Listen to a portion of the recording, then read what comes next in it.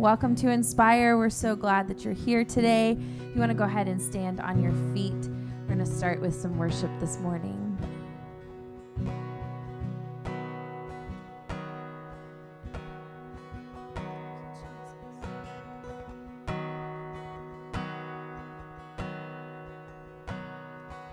How can I say it is well when my voice can barely speak?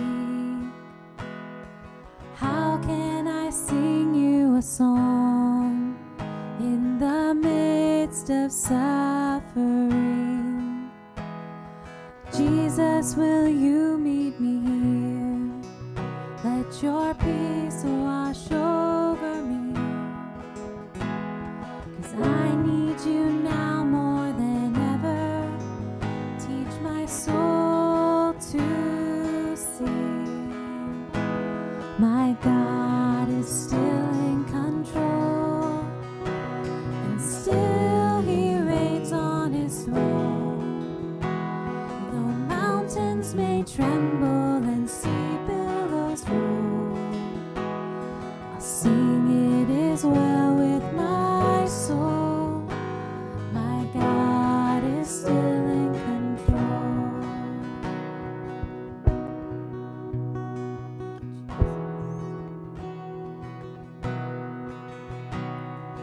You have not left me alone, though the world has let me down. And all of my sorrow and pain, I will trade it for a crown. Thank you for staying with me when the night was closing in. Whatever my lot, you are still God. I will sing again. My God is still in control, and still He reigns on His throne. Though mountains may tremble and sea billows roll, I'll sing it is well with my soul. My God is still in control. Thank you, Jesus, that you are always in control. As we came here today with every joy, with every fear, with every uncertainty,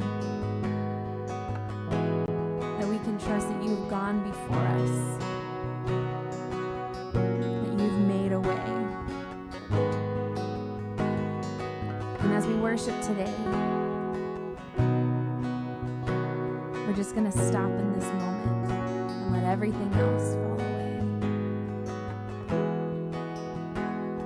We're going to praise you. We're going to worship you. We're going to step out and know that you are God. Know that we can trust you no matter where we are on the journey. Thank you, Jesus. It is well, church. It is well with my soul. It is well with my soul. It is well with my soul. It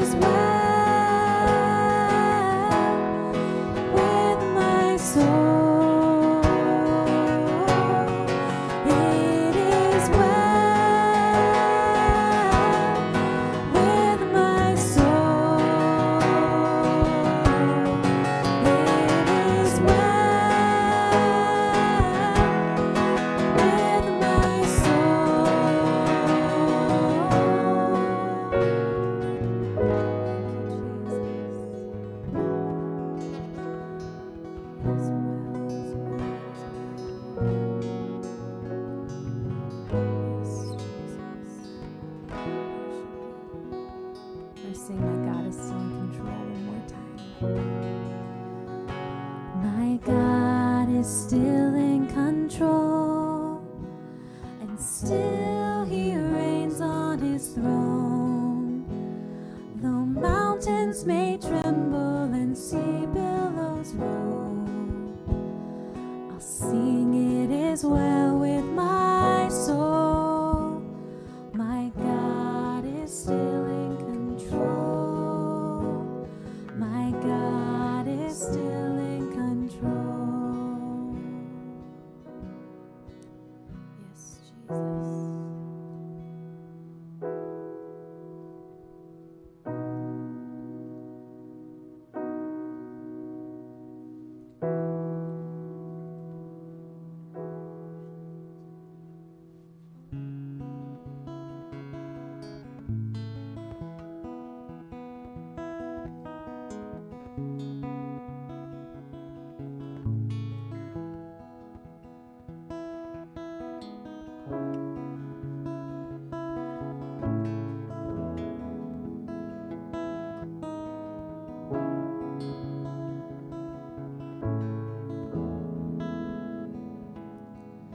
When the road runs red, you can see a way I don't.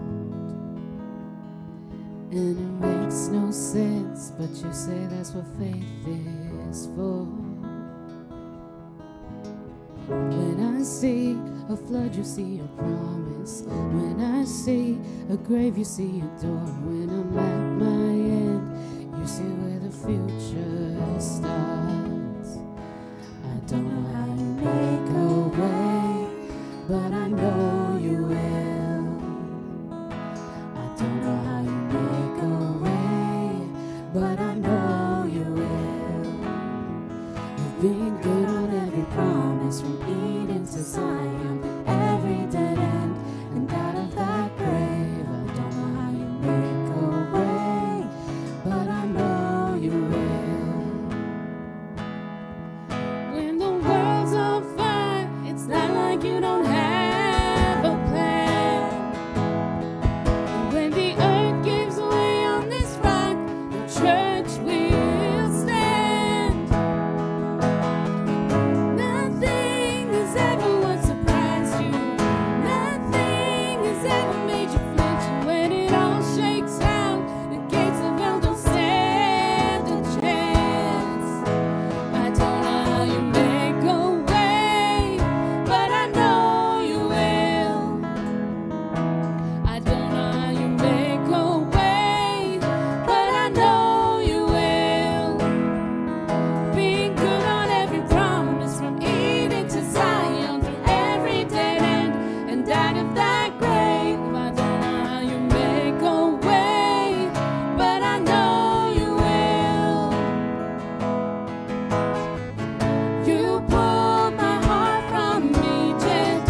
You carved a road through sea. From all our chains to endless praise, the story ends in you. And when we cross that Jordan, look back at where we've been. From all our chains to endless praise, the story ends in you. I don't know how you make a way, but I know you will. I don't know how you make a way, but I know you will.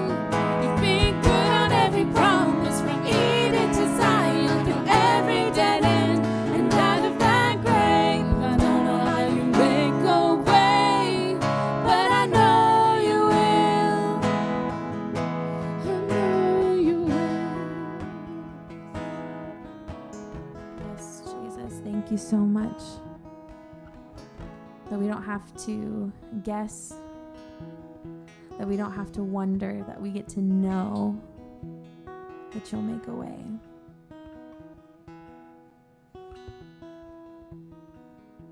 And God, I pray for every person in this room right now.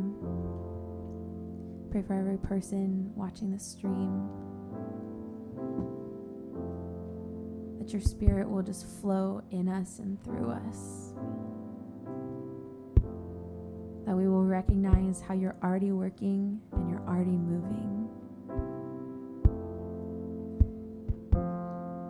Thank you, Jesus.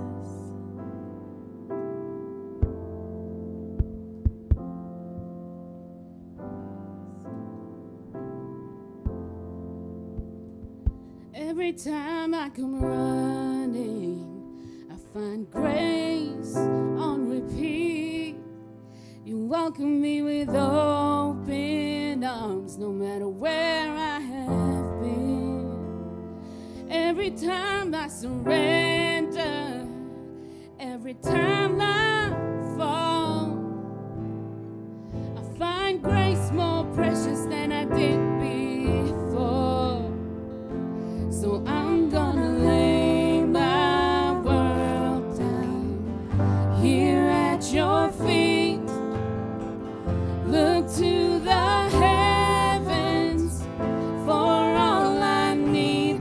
I'm gonna sing my heart out, praise on repeat to the God who's never given up on me.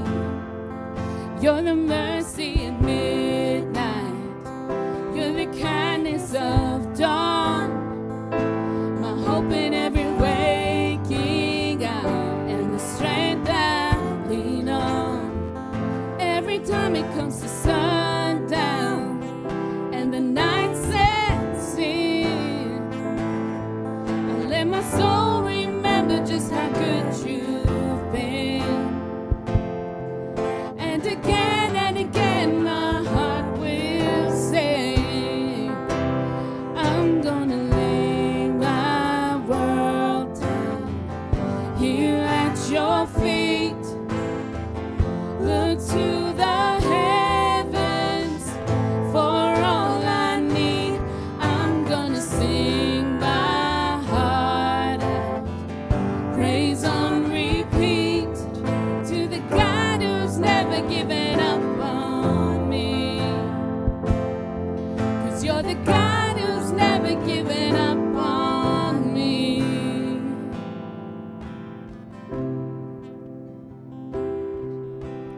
Grace upon grace, morning by morning, day after day will I sing. Praise upon praise, God be exalted over and over again. Oh, grace upon grace, morning by morning, day after day will I sing.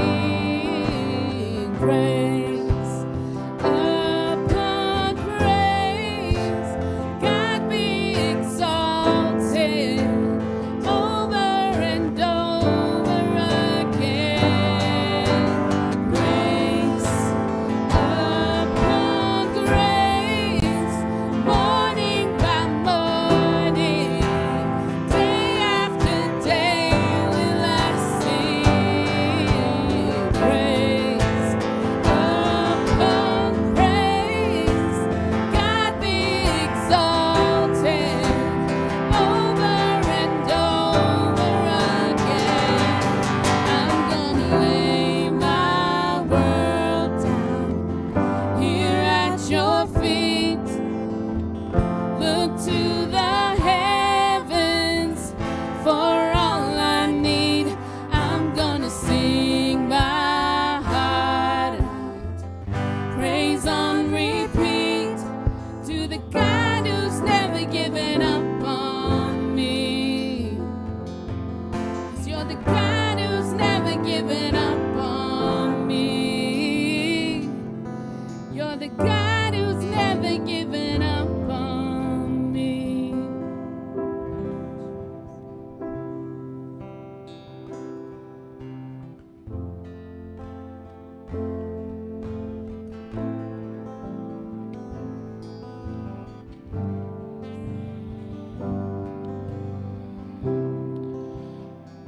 Let's keep our eyes closed and our heads bowed. Dear Father in heaven, thank you for your love. Thank you for your grace, and thank you for your compassion.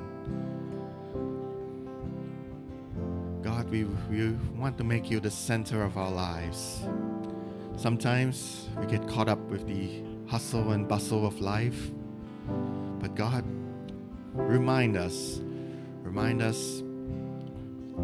to be in, remind us for you to be in our hearts and in our minds. For we know very much so that you are good, and that your promise throughout the Bible, we know that throughout the Bible that there's always promises that you will always be there for us. You will always take care of us. And sometimes we don't pray enough.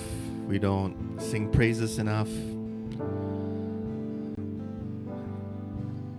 So church, let's just take the next 30 seconds to just give our thanks, or just to speak to God. We don't do that enough. So let's just take this next 30 seconds to a minute. Just speak to God from your heart. Doesn't need any terminology, just heart to heart. So let's do that. Let's do that.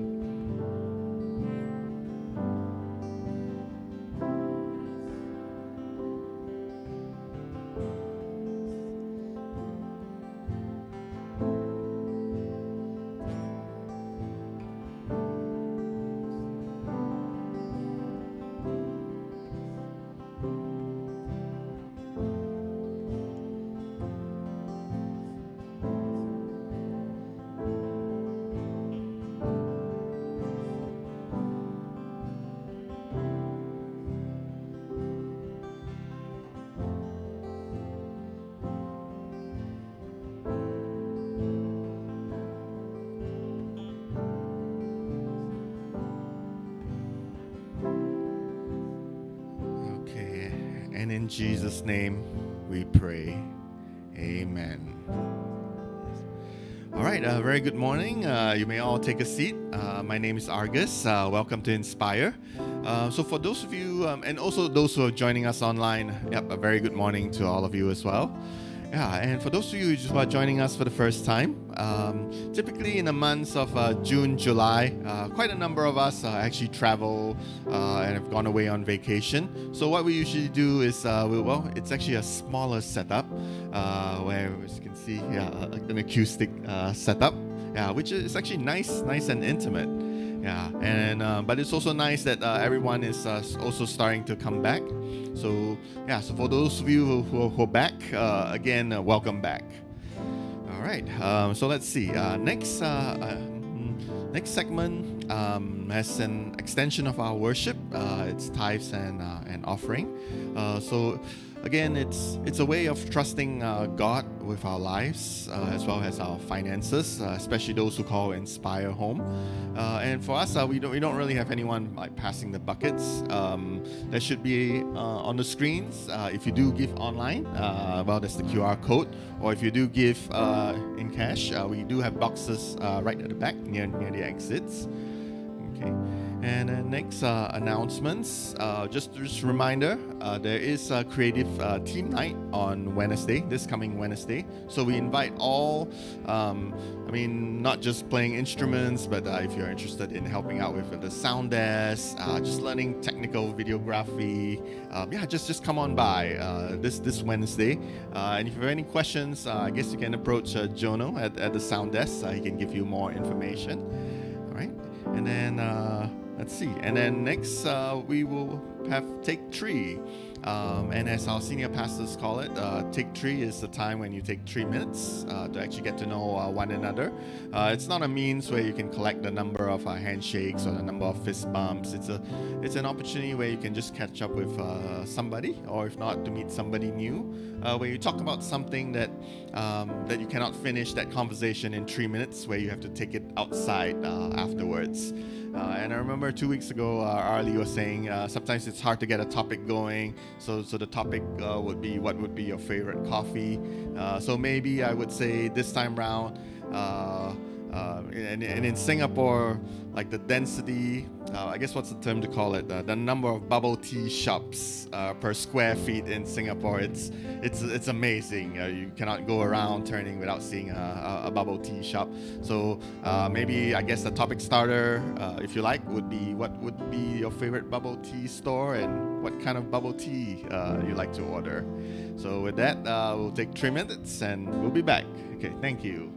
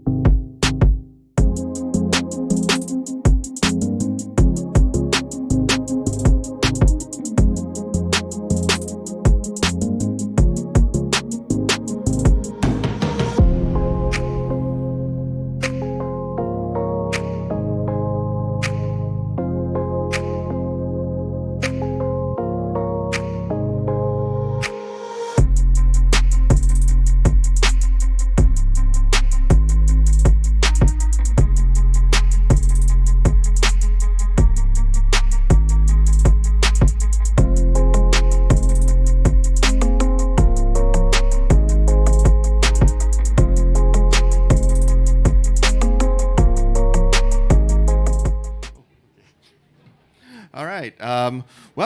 As I mentioned earlier, a lot of us are actually away on vacation, and that also includes our senior pastors, Hamish and Haiti.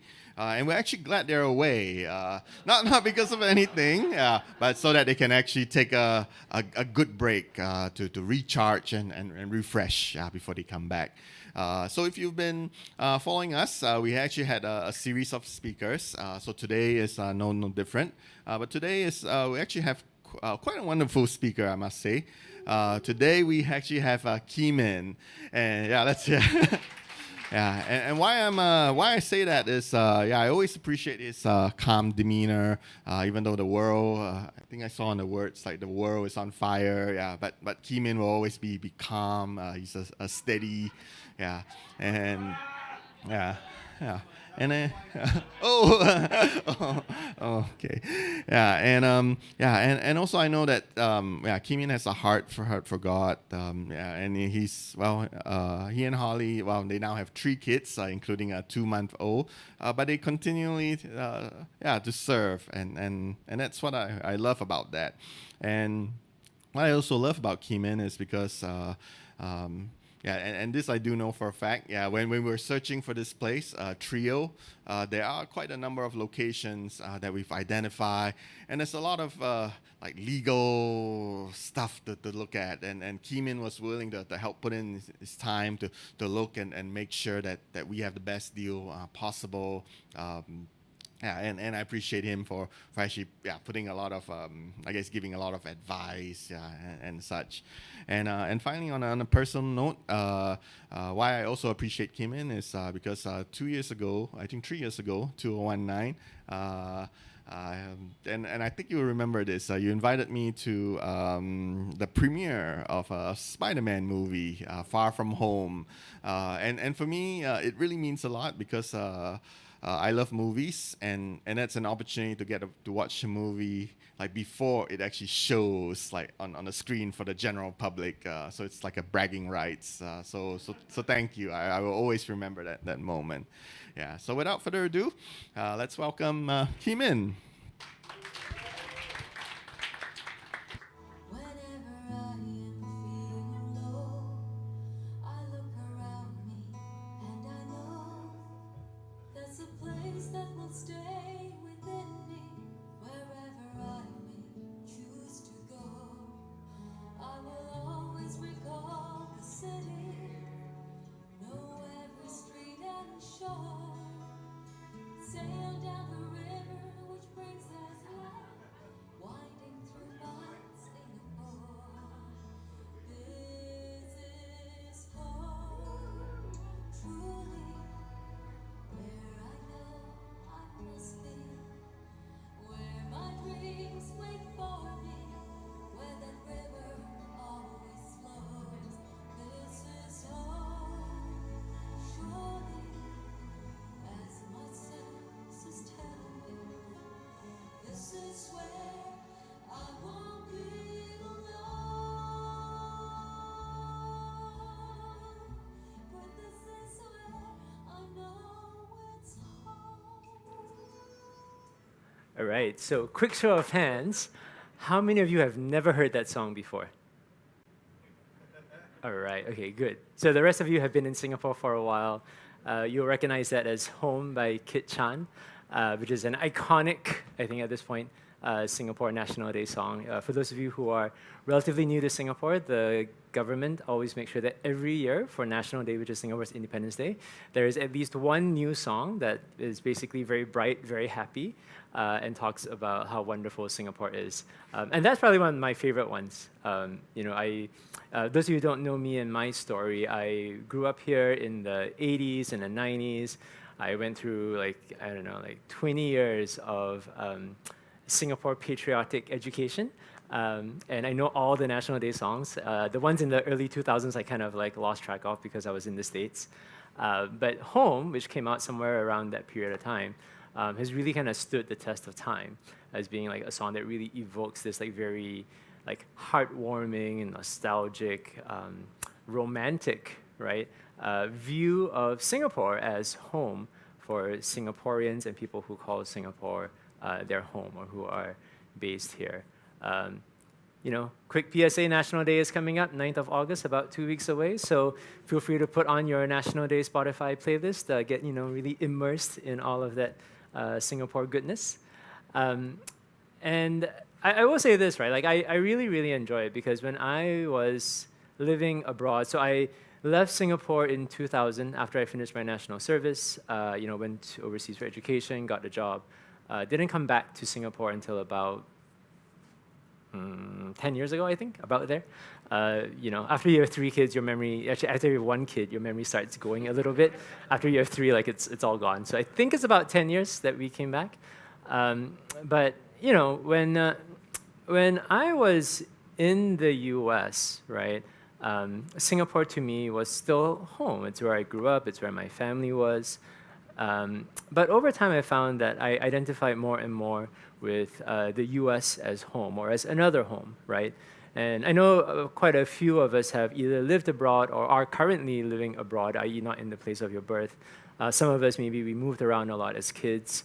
But home, I think, is this really interesting notion that means different things to lots and lots of different people. And I think the popular notion of home is that it's a good thing, right? Home is like your mom's cooking. It's like playing with your friends in the street. It's whatever that positive connotation is. But that's not always the case, right? For some people, home is actually like not that great, right? Maybe for some people, home means like like it wasn't great. The family dynamic was not exactly wonderful. Maybe there was abuse or trauma or violence or something. Or maybe it was just like I just didn't fit in, right? Like, I was the bookworm, but my entire family was full of sports people and I just didn't fit in, right? I was always the last one to get picked, right, by my brothers and sisters, or they just didn't pick me and just didn't play with me. Or maybe it's just that, I just didn't, fit in with that crowd. My school wasn't the right environment for me. Whatever it is, it could be any one of 100 different things. But home, I just want to, note that home is not always this wonderful, wonderful thing that songs like, the one that we just heard kind of evoke, right? It means different things to different people. I do think, though, as I kind of thought about on it and reflected in preparation for today, that I think all of us are looking for home, right? Maybe for those of us who had really positive, great memories of home, we wish we could go back, right? Those of us who are a little bit older probably also wish we could go back about 20, 30 years, live that carefree childhood existence again. And maybe for those of us for whom home wasn't that great, we've left home, we're looking for a better home, right? We're looking for a place with more safety, more belonging, more whatever it is that our historical home doesn't really provide for us. But we're always looking for home, right? I think all of us are. Some of us maybe are looking for a home that already exists and we know is out there and we just can't wait to go back. Maybe some of us are looking to form or find a new home for ourselves. But if you think of home as a place where you're comfortable, you belong, you're like, this is where I'm meant to be, right? I think there's just a part of us deep down inside that we're all looking for that in some way, shape, or form. And, because this is a church and we talk about the Bible, and the Bible is full of good truth, I was kind of thinking and reflecting on it, and I realized that actually the Bible itself has this really, really great, like, millennia-long story of people looking for home, right? And I'm talking about the people that became the nation of Israel, right? So I'm just going to fast forward through, again, like millennia of biblical history. But once upon a time, very, very, very, very, very, very long ago, there was a man named Abraham, and then he had lots of children. I'm really, really truncating the story here. And then that eventually became like a tribe, right? And then they were nomadic, so they wandered around. They didn't really have a fixed home, right? And if you look in the book of Genesis, you will see them and track them traveling through different places with names that are really hard to pronounce. And then there comes a time when there is a pretty bad event. There's like a global famine, effectively, right? Food is very scarce. But hey, it turns out, one of the sons actually was sold into slavery and ended up in Egypt, where he became the prime minister, and he actually brings them all in, right? So, and he kind of like, Egypt becomes home, right, for this particular group of people, this particular tribe. And it's great. Until there's new management, there's a new pharaoh in Egypt who doesn't like them anymore. And then, as many of you who work in corporate knows, when there's a new boss, often there's a change in things, right? And so this new boss basically enslaves the entire tribe, which, as corporate restructurings go, is pretty bad. So they're slaves, right? And then, the book of Exodus then talks about how they are liberated, right? God, because they are his chosen people, he calls them out of Egypt, they go wander in the desert for 40 years, right? So they leave a home, Egypt, that they had for a generation or so. And then they wander in the desert for 40 years, right, until like another generation has gone. And then they find the promised land, right, which is given to them as their home. And I'm not enough of a biblical scholar or a theologian to talk about, like, isn't it kind of messed up that, they just conquered an entire land and took over an entire other person's home to make it theirs? But we'll let Hamish deal with that one. But they come to the promised land, and it is their home, right? And this is what has been given to them, right? The promised land is promised to them.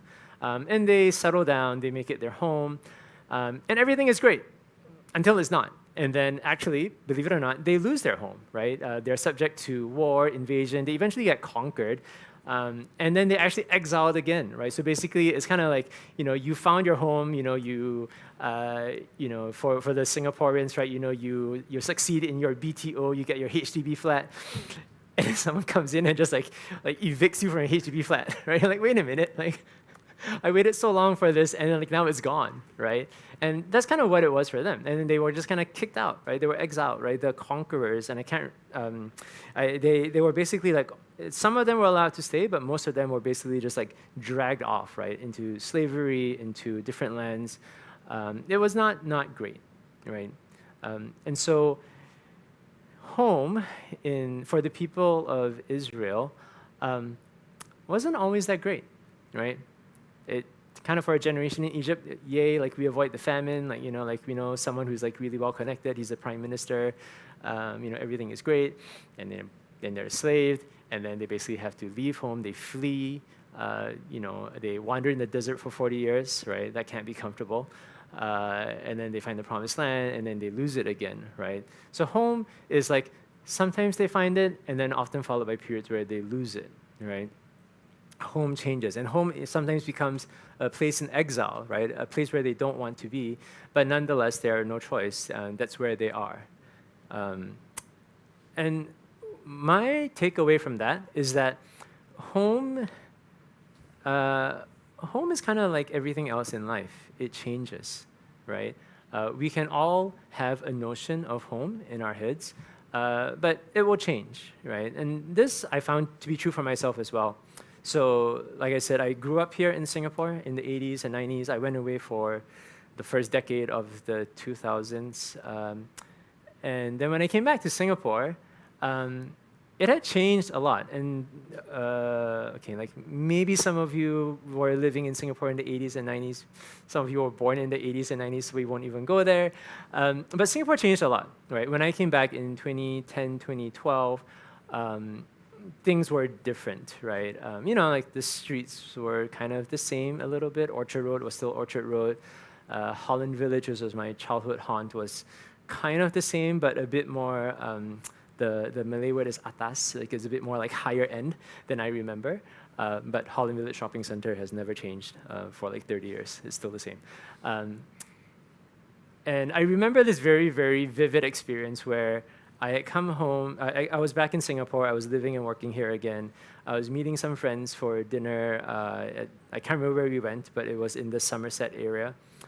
And I was working, and I had it was after work. I was meeting for dinner, but I was still trying to clear emails and respond to messages. So I was on my, and this will show you how long ago this was. I was on my BlackBerry, which was an old device that almost predates the mobile phone. And I was typing out messages, and Somerset MRT station, because I was taking the MRT from Raffles Place to Somerset. The layout of the MRT stations, thankfully, don't really change that much because it's really hard to tunnel through rock and build a new MRT station. So the Somerset MRT layout was more or less the same. And I knew where I was going. I knew which exit. And I was just kind of walking along, looking down on my BlackBerry, typing out my message, my super important client email, whatever. And then, I get on the escalator, and I go up, and I'm typing. And then I get off the escalator at the top, and I'm like, wait, did I take a wrong turn? Where is this? Did I get off at the wrong MRT? Because in my mind, the Somerset MRT exit that I remember was such that you would go up the escalator, and you would come out into this open air car park, or parking lot for the Americans. And there were these big trees, and there were lots of these noisy birds, and that was the memory that I had. Instead, when I come off the escalator at Somerset MRT, I'm standing in front of this very, very bright and garishly lit Victoria's Secrets in Somerset 313. And I was like, okay, this is not how home as I remember it anymore, right? And so to me, like this is this truth in the Bible that I think exists, which is that home changes, right? Physical home changes, was my experience as well coming back. And years later, I'm much more comfortable now. I now know that if I come off that MRT, there's going to be Victoria's Secrets there. I'm not going to look for the big trees and the birds and all of that. And a more recent example of this is my parents, actually. My parents actually are moving. They've lived in the same house, my kind of childhood home, for about 30 plus years. But they're both approaching 80. They can't really climb the stairs anymore. The house is way too big because my sister and I have moved out. And so it's time to downsize. And if anyone is trying to convince your parents to downsize and to get ready for the next stage of life, and you're having difficulty, come talk to me because I can fully empathize. It took my sister and I about 5 years to persuade them that they needed to sell the house. But they are selling and they're moving into a HDB flat, right? And I've been kind of working with them to pack things up, figure out what's going to stay, what's going to go. But it's really tough, right? Because they've got 30 plus years of memories in there. And I remember asking my mom just a couple of days ago how she was feeling, and she said, "Oh, I'm really, really sad." She's like, I know we need to do it. There's no choice, right? At 80 plus years, climbing the stairs is a bit of a pain. The house is too big for her to maintain, her and my dad to maintain by themselves. But she said, "But I'm really, really sad," right? And for me, I thought that was really poignant because this has been home for her and my dad for so long, but yet they know that they can't stay, and so they have to leave home, right? Even in their 70s, approaching 80, home still is going to change. Now, broader home Singapore, is still Singapore, but I would say even there, right? It's not the Singapore that they grew up in either. Right, I've become the de facto family driver because my mom and dad hate driving anywhere new. And let's face it, in Singapore these days, on the roads, almost every road is a new road at some point, sooner or later, right? So home changes. Home is always, always changing. And so I kind of was thinking about what does that really mean for us? We're always looking for home. We all want to find a place where we belong, all right? Does this mean that we're just going to be unhappy? We'll never find it? It's like a quest without any kind of satisfactory conclusion. And I think, again, believe it or not, I think the Bible actually talks about this, right? And Jesus does talk about home a little bit. I can't say a super lot, but there were a couple of things that I found that were kind of gave me pause and kind of helped me think about this a little bit more. The first one I'll point out is in John 14:2. If you can get that up on the screen, because I didn't write it down in my notes, so I will need some help. Search. Okay, so John 14:2 is a passage in the Bible where Jesus basically, he's about to go to the cross, and it's kind of one of his last messages to his followers, right? And he says that, my Father's house has many rooms, and if that wasn't the case, if that were not so, would I have told you that I'm going there to prepare a place for you, right? So to me, when I read this, I'm like, okay, so number one is I'm pretty sure Jesus was not talking about a physical house, right? It's not a physical house. I'm going to go make sure the beds are made, and I'm going to get the food ready and all that kind of stuff, right? I don't think he's talking about a physical place. It must be something that's metaphorical, something that's spiritual, something that is beyond this physical reality that we inhabit. And I say that because, just logically speaking, right, if you look at all of us, how many of us are in this room? About 50 of us. So a house with 50 rooms is pretty big, right? You think about the wider church, right? All the Christians in the world, all people who follow Jesus in the world, probably talking about hundreds of millions. So, okay, at some point, right, there just is not enough land space, right? Or I don't know how an architect would make the building structurally sound to house hundreds of millions or billion people. It can't be physical, so it must be something beyond, right? He must be speaking metaphorically of a spiritual home for us, right? A place where we belong in the Father's house, but not a physical place.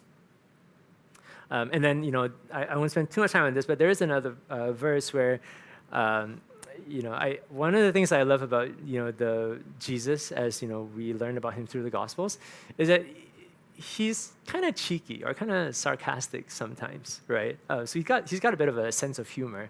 At least I interpret and read the Bible that way. And there's this verse in the Bible, this account in the Bible where, people are saying that, oh, they're going to follow him, right? And then to one of them he responds foxes have dens and birds of the air have nests, but the Son of Man has no place to lay his head, right? Almost kind of like daring the guys, like, are you really sure you want to follow me? Like, I'm a homeless man. Do you really want to follow a homeless man? So again, just thinking about what Jesus says about home, it seems like he's constantly telling his followers, telling us, don't be so fixated on the physical home, right? Like, or maybe it's like, there is a home for you. There is the Father's house, right? But by the way, I'm homeless, right? I sleep on the street. I sleep at friends. I crash with my friends, right? When I move from town to town, right? I don't have a home, a physical home. And so kind of what this made me think is like, okay, so not a physical home, maybe it's a spiritual home. Is he talking just about heaven? Is it just about what happens after, we all pass on, right? What happens then? And I was kind of thinking about it, and it's like, maybe not, right? Maybe not. Maybe home isn't just about heaven, what happens in the life after. And I think, I was just talking to Reina yesterday, and she reminded me that Hamish talked about this a little bit some weeks ago. Yeah, but maybe it's not. Maybe it's not just about what happens after we die. Maybe there is home while we're alive here on earth, right? But it's not a physical home, right? It's not a physical house. It's not a particular place in time. Maybe it's something different. Now, in geography, there is this concept called a sense of place. And geography is basically the study of environments, physical or social environments. And the academic geographers have coined this term called sense of place, which is that all of us, because we are physical beings, right? We inhabit this body. We interact with a physical world. We are tied to the world and the environment around us. It gives us a sense of place, right? So, for example, if we took, who shall I pick on? If we took Royce and we dropped him in the middle of China, I'm willing to bet Royce would feel slightly out of place, right? I mean, yes, ethnically Chinese and all of that, but Royce, how good's your Mandarin? Yeah, right. Right. Ings confirms his Chinese is not good, right? Or you took me, right, and you dropped me in the middle of where would I pick? Russia, for example, right? I would feel drastically out of place, right? But you dropped me in Singapore, especially 10 years after 10 years of reliving here. You dropped me in the U.S. Even if it's like small town Missouri, I'll just put on my drawl and I will try and get along, and I wouldn't feel that out of place, right? But we all have this thing called a sense of place, right? Where we belong, and I don't think that I think this is part of who we are, how we are made by God. I don't think we're meant to give that up. Right? I think this sense that we're not meant to be, just because there is no physical home that lasts, it doesn't mean that we give up on a sense of place. We give up on identification and being tied to this world in some way, right? And so I went back to the Bible because it's always a good thing to do, especially when you're supposed to be sharing the message on Sunday. And in Matthew 12:48, right? So in Matthew 12:48, this verse occurs in the context of Jesus, teaching some pretty radical things and doing some pretty amazing things, like healing the sick, right?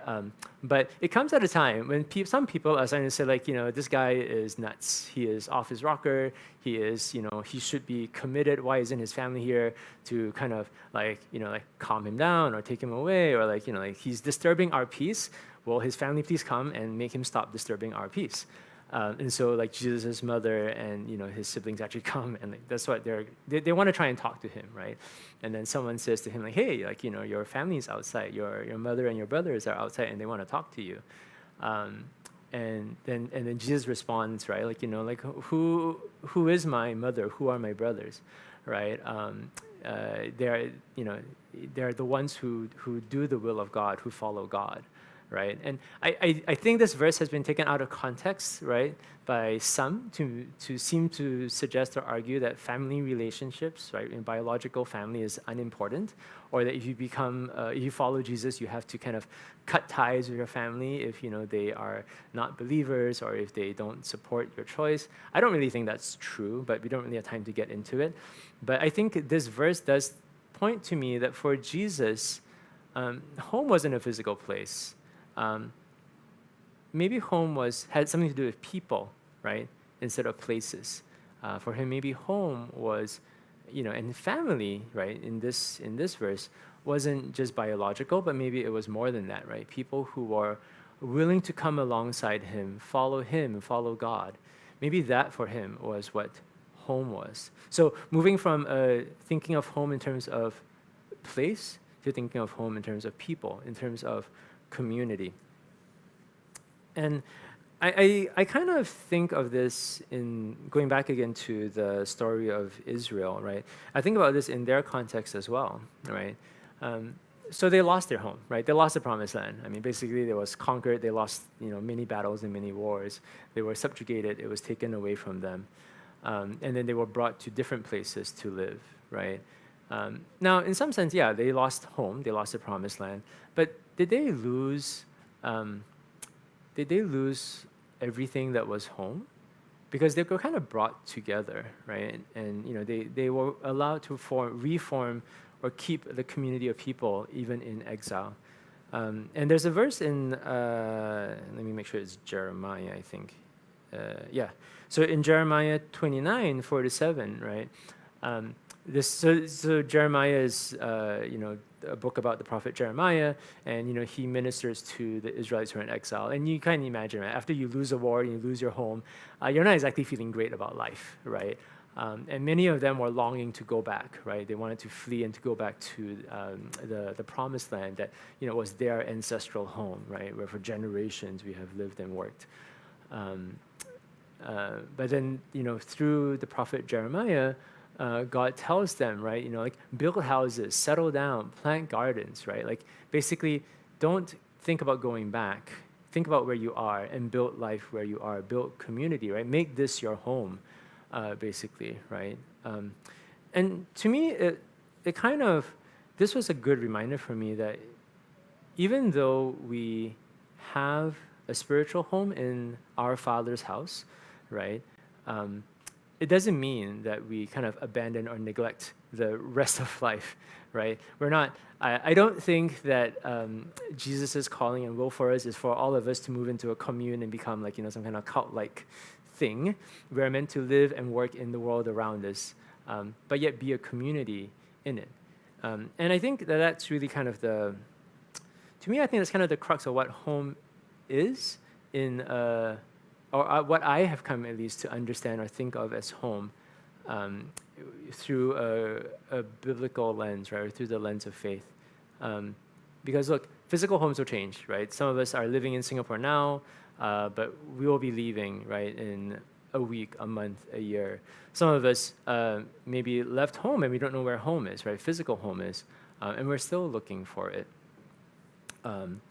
But home will change, and even if you stay in Singapore the rest of your life, Singapore, I guarantee you, Singapore will change, right?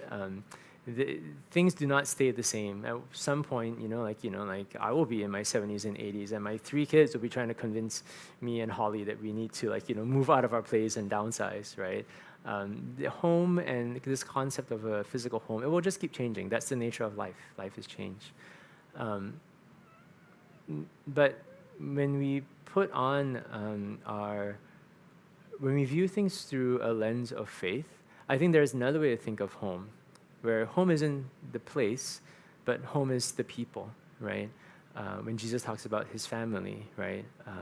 The people, my mother and my brothers are people who follow the will of God.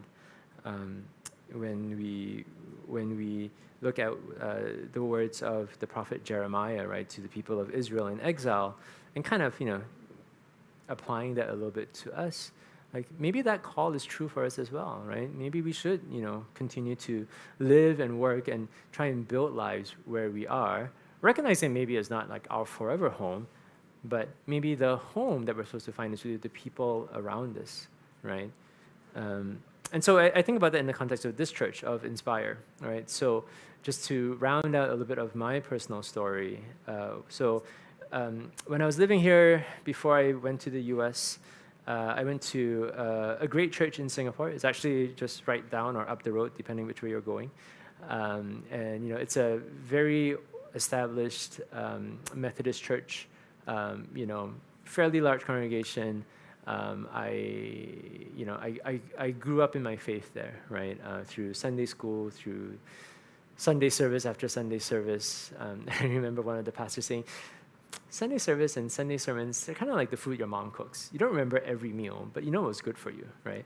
And so that's kind of what I would describe. Like, I don't remember every sermon that I heard in that church, but I know, like, in general, like, overall, it was good for me, right? It helped build me up in my faith. And it was great for me when I was growing up, right? It was the right church for me. I developed, great friendships that continue to this day. I grew in my faith.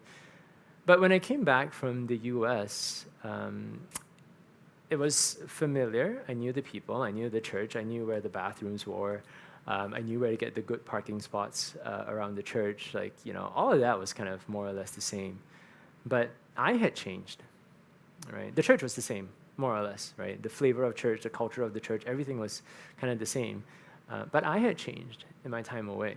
And so when I came back, I was like, I love the people, right? But it's not really like for me anymore, right? It didn't feel like home for me anymore. And eventually that's what led Holly and I and Eleanor, although she was only like 6 months to a year back then, so she had no say in it. But that's kind of what led us to Inspire, right?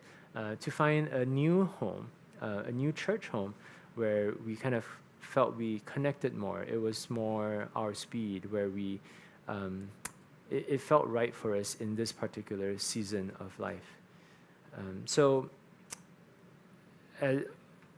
We're going to close pretty soon.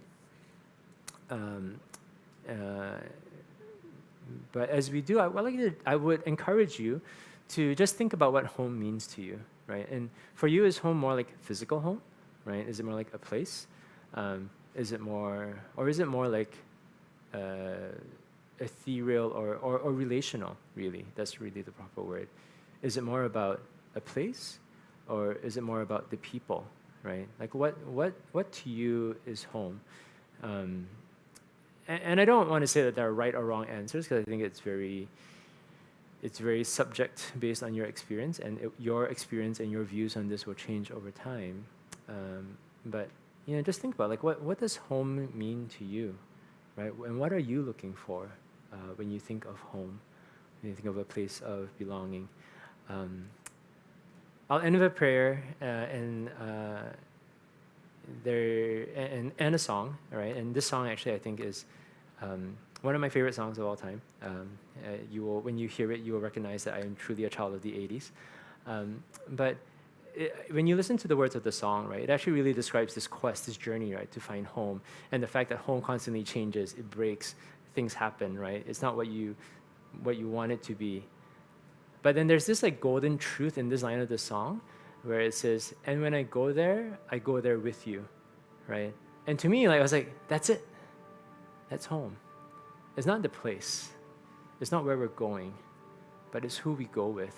It's the going together in community. So let me close in prayer. Quick reminder, we're having potluck after church. Please stay. Let's go eat. Let's have fun. Let's fellowship. Let's go together. So let me close this in prayer, and we can go. God, pray that your word resides in us, and that you help us find home, whatever that means.